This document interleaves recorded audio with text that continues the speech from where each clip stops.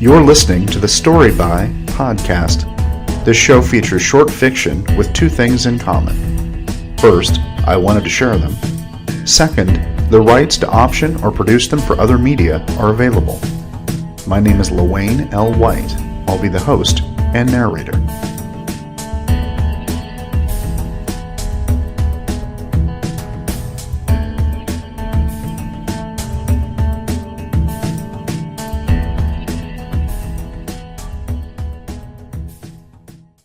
Hi, welcome back to the Story By podcast.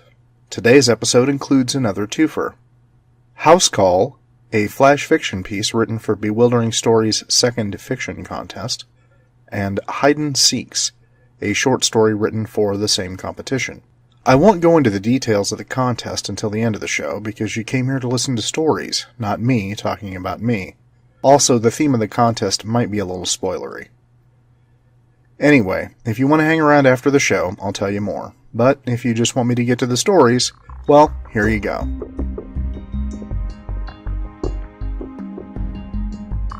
House Call by Lewayne L. White.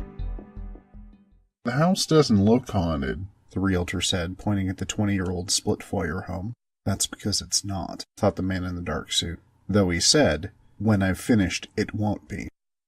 That's what the last three experts said. I have a unique understanding of the case, Mr. Hemphill. Will you please review the situation for me? Hemphill nodded. Sure. The new tenants, Mr. Jackson and Mr. Lewis, moved in about a month ago. Almost immediately they began hearing strange noises. Human voices, whispering and speaking, correct? Hemphill nodded again. Then they started seeing things? Blurry figures out of the corner of the eye? As time passed, Hemphill said. What's so funny? Nothing, Mr. Hemphill. You were saying? Oh, right. As time passed, these figures became more distinct. Occasionally people see a woman in an antique dress with an apron. Others have seen a fellow in a U.S. Army Air Corps uniform. Some see children. Someone saw the previous owner, said the man in the dark suit, glancing at a small handheld device. A Dr. Roger Jefferson? Is Dr. Jefferson dead, then? Hemphill shrugged. He disappeared some time ago. His niece had some sort of legal papers that provided her with power over his estate. My lawyer said it was something like having him declared dead, without the long wait. The man in the dark suit sighed. She may be in for a surprise. Hemphill's eyebrows raised. If Jackson and Lewis are seeing his ghost, doesn't that mean he's dead? We'll see. What sort of doctor was Jefferson? Hemphill shrugged. Not a medical doctor. Some sort of researcher, I think. Wrote a few books, did some lecturing. The man in the dark suit tapped on his handheld unit. He read the information, then nodded. Do the other ghosts mean anything to anyone? Hemphill shrugged. Before this house stood here, there was a small government residence. One of those post-World War II houses that veterans could get. Before that, when this area was undeveloped... Before the city encroached, said the man in the dark suit. Hemphill coughed and said, Before it fell within the city limits, it was a farmhouse on a small acreage. The man in the dark suit nodded. Very well. Give me a few hours, and I should have the house cleared up for you. I'd appreciate it. Mr. Jackson and Mr. Lewis were quite upset. The ghosts seem to have started wandering further afield. Some neighbors have begun complaining, and I'm afraid they might try to sue. The man in the dark suit scowled at the realtor, then said, I'll contact you when I'm done. Hemphill reddened at the dismissal, but got into his Lexus and drove away. The man in the dark suit walked up the sidewalk to 7982 Hammond. When he reached the front door, he waved his handheld device around the perimeter of the doorframe. Frowning, he keyed some information into the unit. He read the display, then walked around behind the house. The small tool shed stood at the back of the property, near the picket fence. The man in the dark suit strode to the shed and opened it. Lawn care and gardening tools lined the walls, along with the usual clutter that fills garages and sheds. The man in the dark suit keyed his device again, then stuck it in his jacket pocket. With a grunt, he rolled the riding mower out of the shed. He scanned the floor, then moved a few other items. Withdrawing the handheld, he waved it in a square and read its display. Then he flipped a disconnected wall switch 3 times. A panel raised from the floor, revealing a small staircase that disappeared into the darkness below. The man in the dark suit started down the steps, activating another switch on the stairway. The panel above lowered and closed, and lights hummed to life in the room below.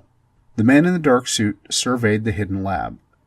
The chicken scratches on the chalkboard, combined with the scattered texts and disassociated machined parts, made it clear that Dr. Jefferson had been fiddling about with time. This came as no surprise. After all, it was why the man had been sent here, but it was always troublesome. The man in the dark suit withdrew another device from a different jacket pocket, plugged it into the handheld, and activated the connection. A flare of light erupted in front of him, and things began to move backward. A paper drifted up onto the table, then another, then several more. Then a circle of blue light began to shrink, becoming Dr. Jefferson, seated on a contraption resembling a sleigh with a fan on the back. The man in the dark suit sighed again. Why do they always make it look like the machine in that movie? The man in the dark suit sat at a cafe table across from a man in a gray suit. Jefferson built a time machine, said the man in gray. The other man nodded, and activated it, and got stuck in times, creating an isolated time storm. The ghosts were images from earlier periods at that location. The man in the gray suit said, "Their increasing visibility and range of movement?" A side effect of the continuous leakage of energy through the time rupture Jefferson had created, said the man in the dark suit. Had it continued, all the houses in the neighborhood would have begun to seem haunted. Jefferson? The man in the dark suit nodded. I retrieved him. He'll regain consciousness in a hospital soon. With no memory of what happened to him? None, said the man in the dark suit, and I've destroyed his notes and equipment. Well done, said the man in gray. He shook his head, then added, Why must they always muck about with things they don't understand? Human nature? The man in the gray suit made a face. Humans.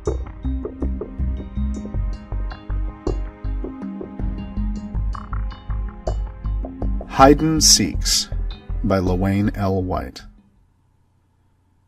It is better to know some of the questions than all of the answers. James Thurber.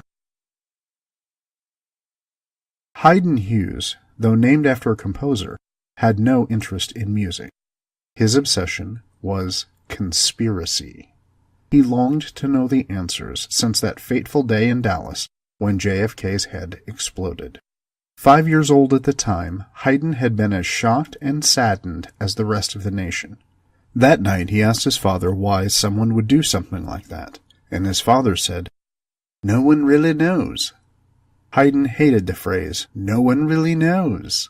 It had burned his butt since his Sunday school teacher used it to explain why Haydn's baby sister had died in her sleep. As Haydn sat with his father that November night, mourning the loss of the president, he decided that no matter what, he would get answers when he had questions. 40-odd years later, Hayden Hughes, graying, balding, softer, and more tired, ran his own publishing empire. This empire consisted of the conspiracy magazine Hayden Seeks and a weekly newsletter called Questions and Answers, as well as their online versions. Haydn also wrote books and operated a catalog business that sold those books. In addition, he also sold the works of other authors whose ideas were censored by the man. Despite his best efforts, Haydn's empire was considered slightly better than that of a supermarket tabloid company, and that was only after he added occasional photo contests and a recipe section with dishes like Roswell roll-ups and Men in Black and salmon. This particular spring morning, Haydn sat in the cluttered headquarters of the Q&A empire, a storefront in an area of the city that had resisted urban renewal. He shuffled through the stack of photos he'd received in response to his alien contact contest, saddened by the response. Several of the photos were clearly still-frame captures from one of those TV alien autopsy shows. Another featured a man wearing a mask Haydn knew could be had for $49.99 at any costume shop.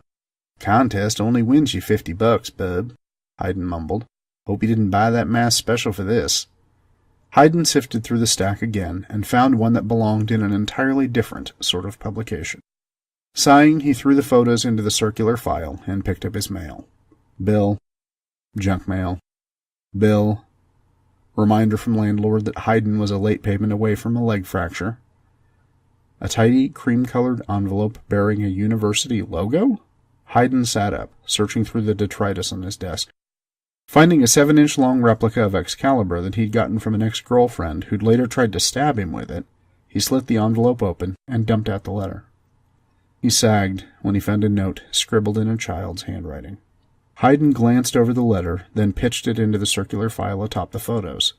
He wandered back to his apartment at the back of the shop and crashed onto his couch. A few moments away from dead sleep, Haydn blurted out, "Ken Krause?" Jumped up, ran back to his office, and started digging around for the letter. He pulled it from the trash and read it. "Dear Hayden Hughes, I'm a big, huge fan. I have to tell you something amazing that you could write about in your magazine. My dad invented something cool. I borrowed some of his papers and stamps to write to you. He says his invention might save countless lives and answer lots of questions. I know you always want to find answers to questions, so you should call him. Love, Kenny Krause." "He did it," Haydn said, then started tapping keys on his computer. Soon he'd printed a stack of articles about Kendall Krause, a local university professor with a small alphabet after his name. Among other things, Krause had also written a fiction novel, Criminal History, featuring a protagonist who uses time travel as a method of solving crimes. At one point, the hero even travels to Dallas shortly before JFK's death. Haydn also found a couple of tabloid headlines featuring the professor. One read, "Prof questioned about missing lab ass." It featured quotes purportedly from faculty who felt that Kendall had done away with his lab assistant after an experiment went awry. Another article claimed that the fatal experiment had lost the assistant somewhere in time. Still another suggested that Krause had killed the assistant himself and simply disposed of her body via time travel. The chief evidence for these bizarre accusations seemed to be criminal history, combined with the disappearance of the lab assistant and a leaked confidential evaluation of Krause. Unfortunately for the professor, the evaluation featured words like obsessive, outside the mainstream, and questionable results. Eventually, the straight press had carried it in their weird news sections, and Leno had made a few jokes one night before it all blew over. Haydn probably wouldn't have paid attention, but one of Leno's guests that night was Louis Fontaine, who hosted a radio show dealing with conspiracies. Leno had commented that Krause and Fontaine should get together and soothe the minds of millions of conspiracy geeks by getting the answers to JFK, Area 51, and Elvis. If the kid's letter was accurate, Haydn might be able to do just that. Using an online campus directory, Haydn got the professor's numbers and addresses. Remembering that it was Saturday, he called Krause's home. After a few rings, he heard a baritone voice say, "Krause residence?" "Professor Krause?" Haydn said. "This is Hayden Hughes. The joyous whoop made Haydn pull the receiver away from his ear. As he regained his hearing, he heard a woman's voice in the background. "Kenny, how many times have I told you not to scream into the phone?" "Sorry," came the baleful reply, "but I was excited." "I understand that, Kenny, but you need to apologize to the— Who is it, sweetie?" "Hayden Hughes, the famous writer." Haydn heard the sounds of the phone being wrestled away. "Mr. Hughes," said a firm female voice, "I do not appreciate you calling here to interrogate us for one of your ridiculous magazines. We've had enough of—" "Just a minute, ma'am. Your boy sent me a letter. He sent you a letter?" She said "you" like some people say snake, or spider, or telemarketer. "Yes, ma'am, he did. Is this Mrs. Professor Krause?" A long pause. Then the woman said, "Mrs. Krause passed away some time ago. I'm June Foreman, Professor Krause's housekeeper." Haydn flipped through his notes and found an obituary for Joanna Krause, killed in a car accident 10 years ago. He also found a clipping detailing the crash, and realized that Kenny had been 9 at the time, which made him— "Jesus, I'm sorry, Mrs. Foreman. I thought from the letter that I didn't realize that Kenny's 19 years old." June Foreman sighed. "Kenny suffered brain damage in the accident, Mr. Hughes. He doesn't understand that you write garbage. He reads it and believes every word of it. Now No, Mr. Hughes, don't act offended. You were the one calling a retarded boy to— Hey, I only called the house because it was the weekend, and I didn't figure Professor K would be at the school." "Well, he is," June Foreman snapped. "And I'd appreciate it if you didn't bother him." She slammed down the phone and Hayden clicked his off. He spun around in his swivel chair a few times, flipped through the papers he had on Krauss, then said, "What the hell," and left for campus. An hour later, Hayden had reached the university, been spotted by security, and stopped. Hayden claimed to have an appointment with Krauss, and the security guard called to verify. Several unsuccessful attempts to reach Krauss later, security sent a patrol officer to the professor's office, then to the lab that Krauss frequented. Then the security guards started speaking in code numbers, and Hayden found himself on the ground with a guard shouting, "Stay right where you are!"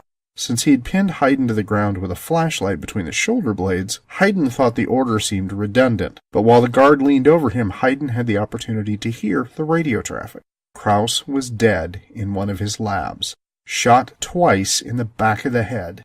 "Guess that rules out suicide," Hayden said. This got him another poke with a flashlight. Hours later, after a long discussion with a pair of detectives that involved a lot of shouting and disparaging remarks about Hayden's life's work, Hayden was kicked free. Sitting in his apartment later, Hayden sipped a beer and considered his day. By the second beer, he'd considered how he might spend his night. By the third beer, he was on his way back to the campus.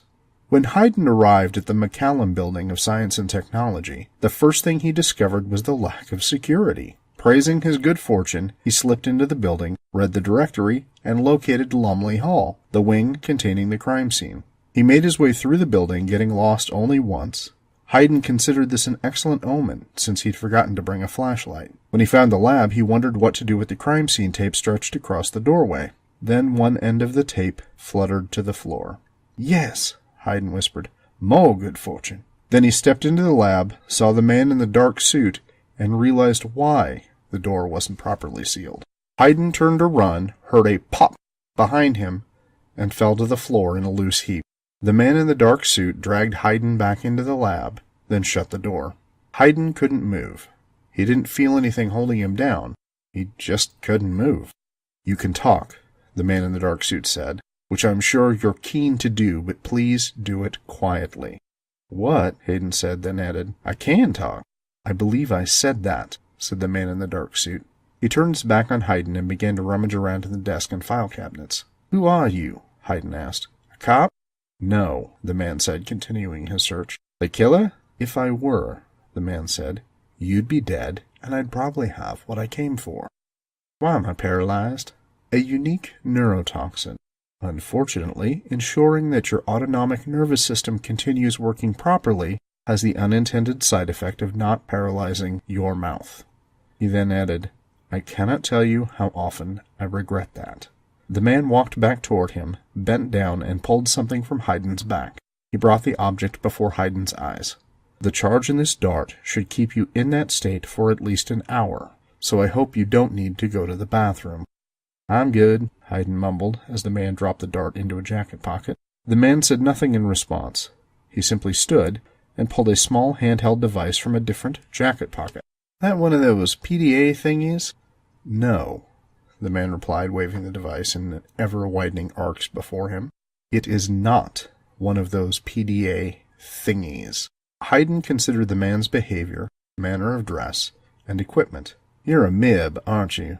If your kind had proper color perception, you wouldn't confuse this color," he gestured toward his suit, "with black. Besides," the man added, "do you really think there's an army of men in black suits running around, concealing evidence of alien visitations and the like?" Hayden would have shrugged, but he remained paralyzed. "Something's going on." "Something is always going on, Mr. Hughes, but it is rarely what anyone thinks." "How'd you know my name?" "We've met 3 times, I believe," the man replied, then keyed something into his device. "This is the 4th. Hayden searched his memory. "I'd remember meeting you." "We erased your memory." "Really?" The man smiled. "Just playing into your natural paranoia and persecution complex." "That's not funny," Hayden snapped. The man knelt before Hayden. "I rarely find things funny, Mr. Hughes. I especially do not find stray time devices funny." "What are you?" Hayden repeated. "Some sort of time cop? A time lord? Are you Doctor Who? The man sighed. No, Mr. Hughes, nor am I half of Sapphire and Steel, from the Twilight Zone, escaped from the X-Files, or part of the Quantum Leap project. I am not something from a cult TV show, Mr. Hughes. I don't think you have the vocabulary to fully understand what I am. I bet I have one word, Hayden said. Frustrated. Touché, Mr. Hughes, the man replied. As you can see, I have not found what I'm looking for. Kendall's time machine, Hayden said. He actually built it? The man nodded. Indeed, and unfortunately, it works. Imagine what a guy could do with a time machine, Hayden said. All the answers he could... I don't have to imagine, Mr. Hughes, the man interrupted. I've seen it, and it always turns out badly. But JFK, UFOs... Mr. Hughes, you've built your life on a search for answers, for the unknown. What would you do if you found them? Hayden attempted and failed another shrug. I'd have the answers. I'd finally know the truth. One thing I've learned in the time I've spent with your kind... My kind? Humans, Mr. Hughes. Humans, the man replied. One thing I've learned is that human nature requires mystery. Human beings with no cause for wonder stagnate or wither away. The man withdrew a pocket watch and glanced at it. I'm afraid this lecture must conclude. It's your quest for knowledge, the man said as he rose to stand, that makes you tamper with things you don't understand. It is your greatest strength, the man added as he walked away, and the source of some of our greatest frustration. Hey! Hayden called after the man, who ignored him. Hayden tried again. Hey, Mib-Man, I got an idea. I maybe know who killed Krauss. That might get you the machine. The man paused, but did not turn around. Yes? In the time travel stories, the guy with the time machine usually tries to fix something, right? He struck out in the big game, or he wants to keep his sister from marrying a butthead, or his brother gets killed, or his wife, the man finished. You think Dr. Krauss planned to save his wife from death by car accident? Right, Hayden said. But what if someone didn't want him to succeed? Interesting, Mr. Hughes, the man said, and reached inside his jacket. He withdrew a small pistol-like device, and Hayden wished his eyelids would close. Then the man in the dark suit squeezed the trigger.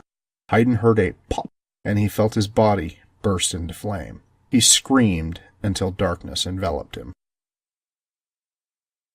I do wish you'd stop screaming, the man in the dark suit said.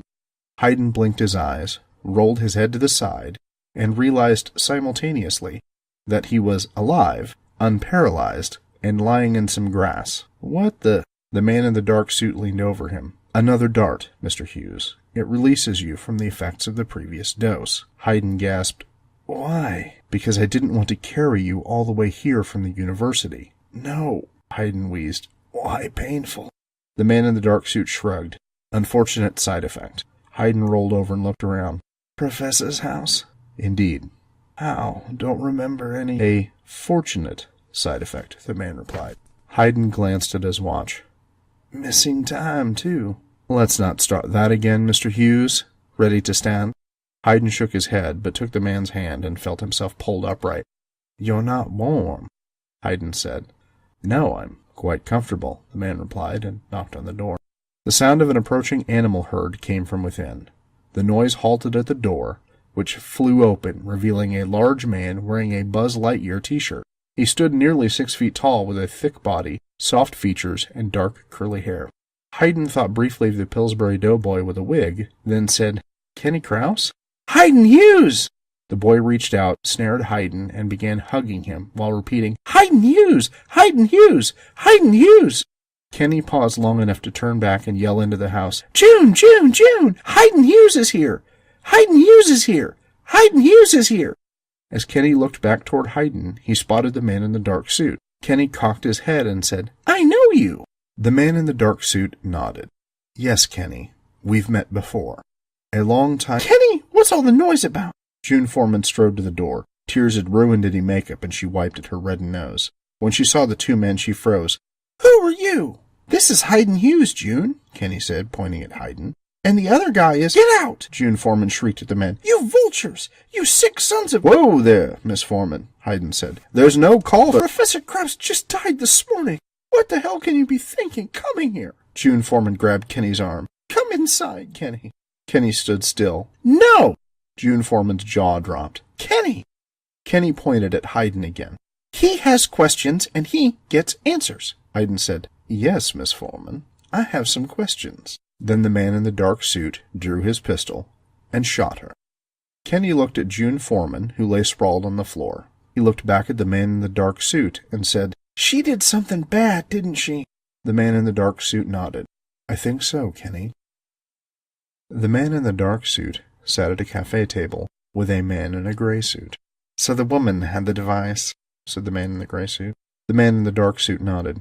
It was small and portable, so she had an accomplice steal it. Unfortunately for her, the accomplice also killed Dr. Krauss, which was not part of her original plan.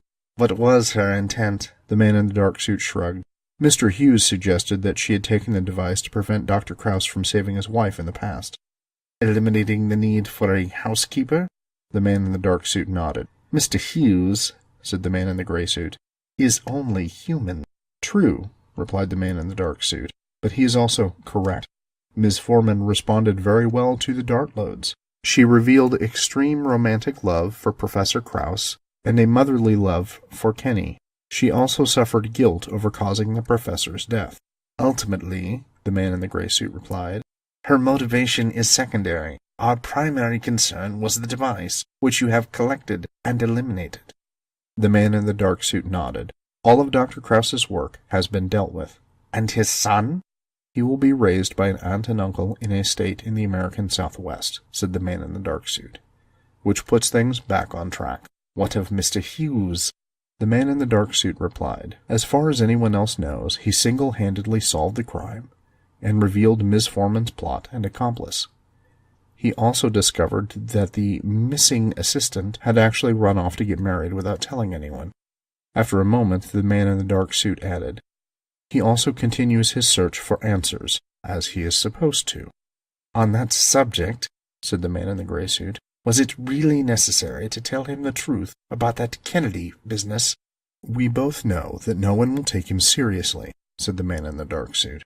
He rose, buttoned his suit jacket, and added, at least I didn't tell him about Elvis or Area 51.